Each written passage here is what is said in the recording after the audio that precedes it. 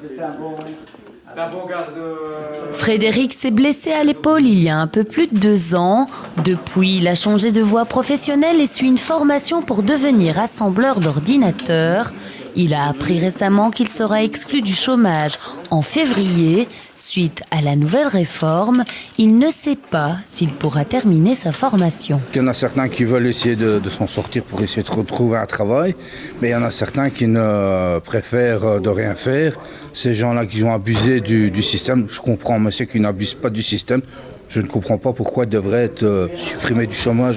Dans le cadre du budget 2026, le gouvernement wallon veut réformer le paysage d'insertion socio-professionnelle.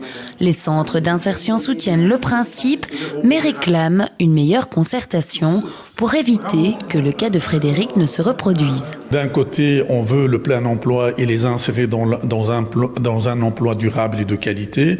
Et de l'autre côté, il y a ce système punitif que les stagiaires se posent eux-mêmes la question. Ils disent, est-ce que la vocation, effectivement, de nous aider et nous rapprocher à l'emploi, ou bien tout simplement nous sanctionner et trouver sans rien. Un climat qui inquiète la SBL Droit et Devoir, qui a déjà vu son budget baisser de 200 000 € en 2025. D'autres diminutions concernant les formations numériques sont à prévoir pour 2026. Il faudra donc s'adapter. On doit vraiment revoir notre système interne et comment être résilient pour faire face à cette difficulté.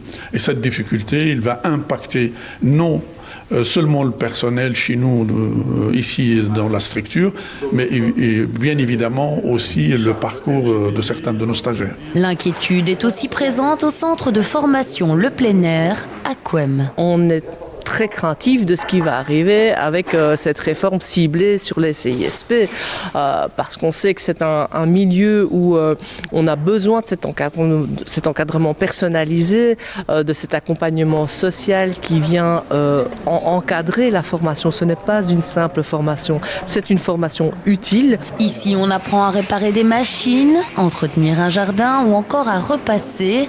Des métiers concrets, mais pas seulement. C'est aussi un accompagnement social qui redonne confiance et ouvre un nouvel élan professionnel.